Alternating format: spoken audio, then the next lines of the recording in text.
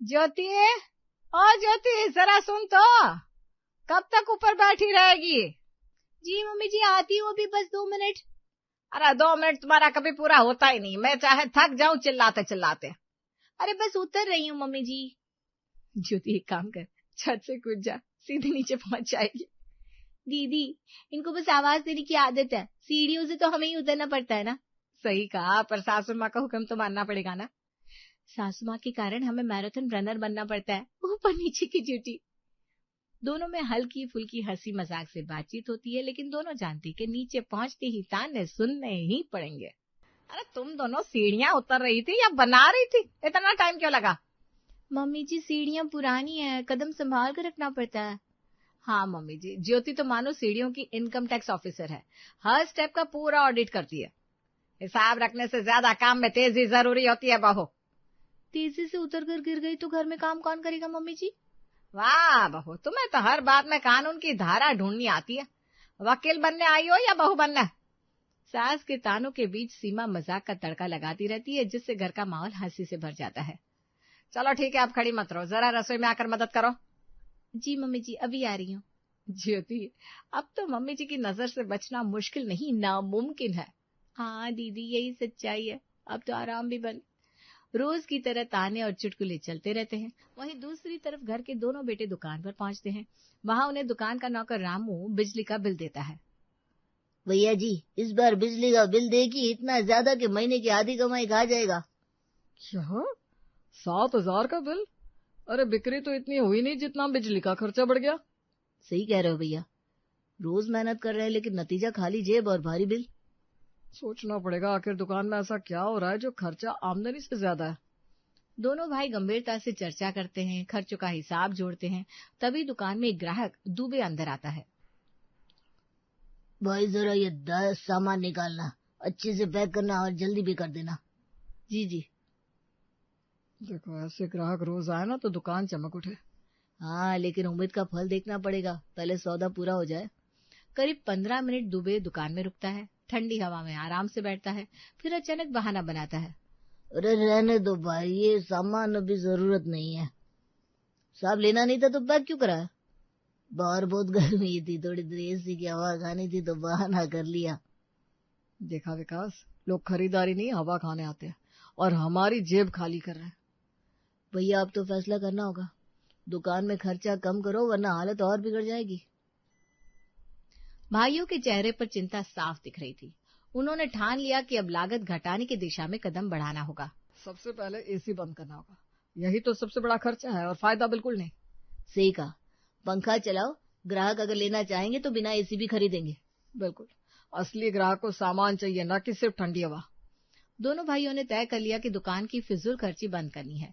1 महीने लगातार सख्ती से नियम अपनाए गए। देखिए, इस बार का बिल आधे से भी आधा हो गया, ये तो चमत्कार हो गया। वाह, मेहनत रंग लाई भैया, खर्चा कम किया तो फायदा हाथ में आया। जब दुकान का खर्चा घट सकता है तो घर पर भी समझदारी से हम खर्चा कम कर सकते हैं। आज से घर भी हम दोनों संभालेंगे, खर्चे पर काबू भी रहेगा और सबको चैन की सांस भी मिलेगी। दोनों दुकान के साथ घर की जिम्मेदारी भी आपस में बांट लेते हैं। 2 दिनों तक उन्होंने घर में सब कुछ देखा और बातचीत करके फैसले तक पहुंचे और घर में कॉस्ट कटिंग की शुरुआत की। विकास, सबसे बड़ा खर्चा घर की रसोई में है। हर रोज जरूरत से ज्यादा सामान बर्बाद हो रहा है। सही कह रहे हो भैया, सब्जी और राशन का हिसाब बनाना होगा वरना किचन ही पूरा बजट खा जाएगा। ठीक है, आज से तय करेंगे जो पकाना है उतना ही बनेगा, जरा सा भी फिजूल नहीं। हाँ, वरना आधा खाना कूड़ेदान में जाता है और आधी कमाई बर्बादी में उड़ जाती है। दोनों ने सबसे पहले रसोई पर नजर डाली, हिसाब बिठाकर तय किया कि अब से हर चीज सटीक नाप तौल के साथ बनेगी। सब्जियां भी कुकर में बनेगी जिससे गैस खर्च कम हो। दूसरा बड़ा खर्चा बच्चों की स्कूल फीस और एक्टिविटीज पर है, ये भी जेब ढीली कर रहा है। भैया, फीस तो तय है लेकिन बाकी की ट्यूशन और कोचिंग कम की जा सकती है। हाँ, बच्चों को कहेंगे एक ही कोचिंग रखो, बाकी घर पर मेहनत करनी होगी। बिल्कुल, पढ़ाई जरूरी है लेकिन फिजूल का दिखावा अब नहीं चलेगा। स्कूल और ट्यूशन पर चर्चा के बाद उन्होंने सोचा कि बच्चों को सिखाना भी जरूरी है कि पैसे पेड़ पर नहीं उगते। तीसरा खर्च है घर की शॉपिंग, कपड़े, जूते, सजावटी सामान, सब कुछ लिमिट से बाहर जा रहा है। हाँ, महीने में 3 बार शॉपिंग की बजाय 1 बार तय करनी होगी, वो भी जरूरत की चीजें ही। वरना वार्डरोब भर जाता है और फिर भी नया चाहिए। ये आदत तो बदलनी होगी। आज से तय, कपड़े और सजावट तब ही जब वाकई जरूरत हो, फैशन का चक्कर छोड़ो।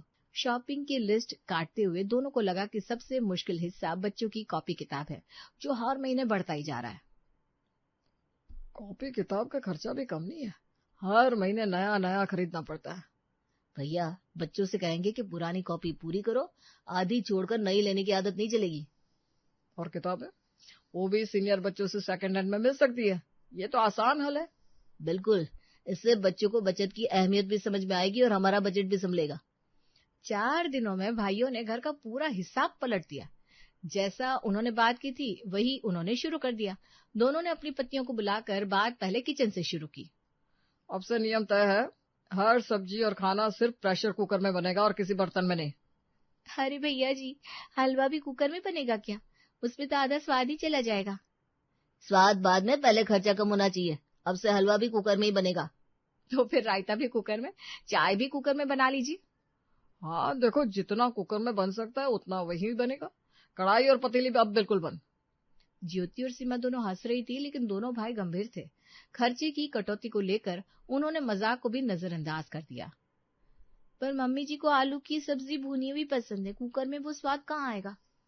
स्वाद की चिंता मत करो, आलू कुकर में भी भून सकते हैं, बस सही टाइमिंग पकड़नी होगी। और अगर सब कुछ कुकर में ही होगा तो रसोई का आधा सामान बेकार पड़ा रहेगा।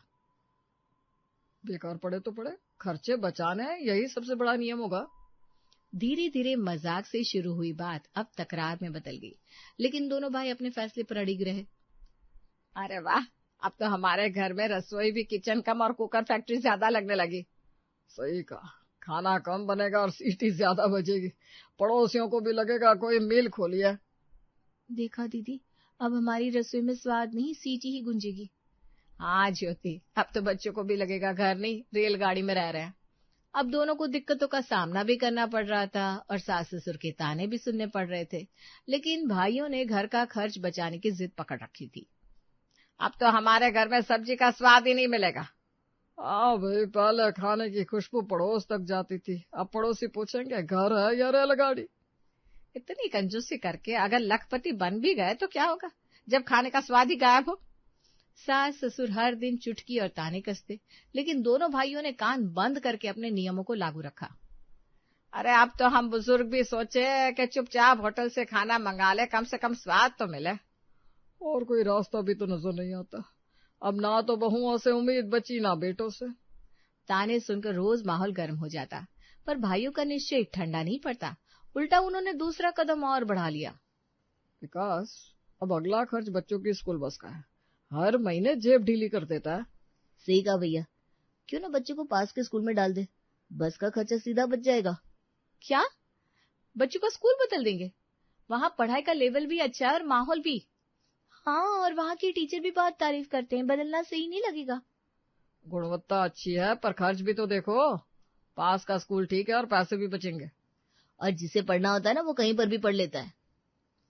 पत्नियां समझाने की कोशिश करती रही, लेकिन भाइयों के सामने बचत का तर्क इतना बड़ा था कि कोई बहाना काम न आया। बच्चे पास में पढ़ेंगे तो बस का किराया बचेगा, यही सही कदम है आगे बढ़ने का। पर रोज उन्हें छोड़ने और लेने कौन जाएगा, ये भी तो सोचना पड़ेगा। हाँ, कामकाजी घर में समय कौन निकालेगा? जिम्मेदारी आखिर किसकी होगी? हम दोनों भाई हैं ना, जिम्मेदारी ले लेंगे। सुबह शाम खुद बच्चों को छोड़ने लाने जाएंगे। भाइयों का फैसला सबको हैरान कर गया। बहुओं को लगा मुश्किल और बढ़ेगी, लेकिन भाइयों ने इसे भी चुनौती मान ली। सोचो भाभी, हर महीने कितना पैसा बचेगा, उन पैसों से घर की और जरूरतें पूरी होंगी।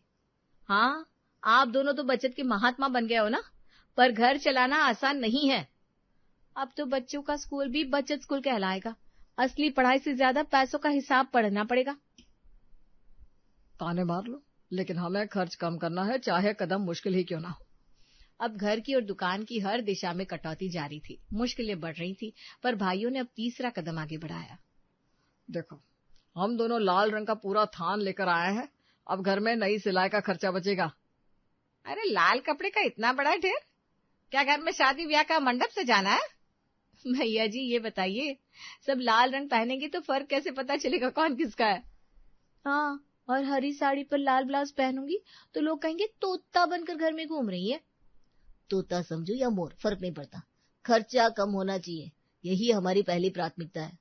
सास और बहुएं ताने मारती रही, मजाक उड़ाती रही, पर भाइयों के चेहरे पर जिद साफ झलक रही थी। वाह बेटा, अब सास और बहू एक ही रंग में दिखेंगी, जैसे कोई यूनिफॉर्म वाला घर हो। तो अब करवा चौथ, तीज और दिवाली पर भी यही लाल ब्लाउज चलेगा। वाकई कमाल का आइडिया है। बच्चे भी पूछेंगे, मम्मी हमारे घर में सिर्फ लाल रंग क्यों दिखता है, बाकी रंग कहाँ गए?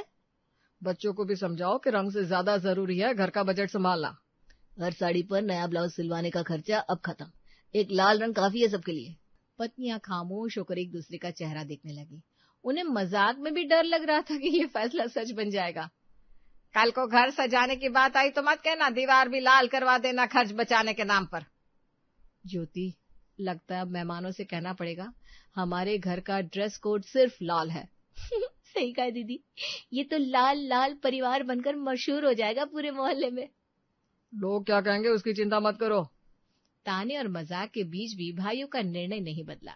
इस बचत के कारण बहू और सास परेशान हो गए। अब तीनों लोग शाम को दोनों भाई के आने का इंतजार करने लगे। अगर सच में बचत करनी है तो सबसे बड़ा खर्चा बिजली का है, इसे तुरंत कम करना पड़ेगा। बिजली छोड़ो, दवाई पर रोज आधा पैसा बह जाता है, उसका खर्च घटाना भी तो जरूरी है। रसोई में रोज की सब्जी महंगी पड़ती है, सब्जी का खर्च कम करना ही पड़ेगा। हाँ, और हर दिन सब्जियों पर जितना खर्च होता है उतना और कहीं नहीं लगता। दोनों भाई ने बात सुनकर अपने परिवार वालों से पूछा, इसका कोई ठोस उपाय हो तो बताओ, वरना बातें करने से क्या फायदा होगा। सुभाष ने पुराना जमाना याद करते हुए अपनी बचत की तरकीब सबके सामने रखी। बिजली की जगह पुराने जमाने की डिबरी जलाओ, 4 पैसे कहीं से बच जाएंगे। ठीक है बाबूजी, ये लो पैसे, आप ही डिबरी का इंतजाम कर लेना। दवाई का हल भी है, घर में नीम, अमृत बेल और तुलसी लगाओ, दवाई घर पर ही मिलेगी। बहुत अच्छा सुझाव है माँ, ये लो पैसे, आप जो चाहे मंगवा लो और दवाई घर में ही बनाओ। अरे मैं तो कहीं नहीं जा सकती, लाना तो तुम दोनों को ही पड़ेगा। अब माहौल थोड़ा हल्का हुआ। बहुएं भी अपना सुझाव देने लगी, लेकिन बात फिर तानों और मजाक की ओर मुड़ गई। सब्जियों का झंझट ही खत्म करो ना, घर के आंगन में सब्जी का बाग लगा लेते हैं। हाँ, बैंगन, भिंडी, लौकी सब घर में होगा, बाहर से लेने की जरूरत ही नहीं रहेगी। ठीक है, ये लो पैसे, बीज ले आओ और सब्जियों की खेती शुरू कर दो। अब तो हमारा घर सच में बचत का अड्डा बन जाएगा, कोई खर्चा बाहर जाने ही मत देना। दोनों भाइयों को लगा कि अब सब कुछ आसान हो जाएगा, लेकिन उन्हें कहाँ पता था कि असली मुश्किलें तो अब बढ़ेगी भैया। भाई, ये मिट्टी और गमले ढो ढो कर लाने से तो हमारी दुकानदारी की ताकत ही खत्म हो जाएगी। सही कह रहे हो, आधा दिन तो इसी काम में निकल गया, अब ग्राहक कहाँ से लाएंगे। दोनों भाइयों के सामने तो अभी पहली ही मुश्किल आई थी, पर फिर भी वो हिम्मत जुड़े हुए थे। पैसा बचाने चले थे, लेकिन अब तो ज्यादा बर्बादी नजर आ रही है। ये सब क्या हो रहा है बेटा? बाबूजी, हम कोशिश कर रहे हैं, पर क्या करे, गमले और मिट्टी लाने में ही हमारी कमर टूट गई, लेकिन शायद अब कुछ फायदा नजर आए। तुम दोनों ने बहुत शौक से खेती बाड़ी शुरू की थी, अब पता चल रहा होगा कि असली झंझट क्या होती है। देखो जी, सब्जियां लगाओ या पेड़ लगाओ, लेकिन रसोई का खर्च तो वैसे ही देना पड़ रहा है। हाँ, ऊपर से दवाई का खर्च भी कम नहीं हुआ, हर हफ्ते वही बिल हाथ में थम जाता है। सब कुछ करने के बाद भी सब्जी और दवाई का खर्चा अब भी देना पड़ रहा था, फिर भी दोनों भाइयों की जिद बरकरार थी। सच कहूं तो अब दाल रोटी चलाना मुश्किल हो रहा है, और आप लोग बस खर्च रोकने के नाम पर नया खर्च जोड़ रहे हैं।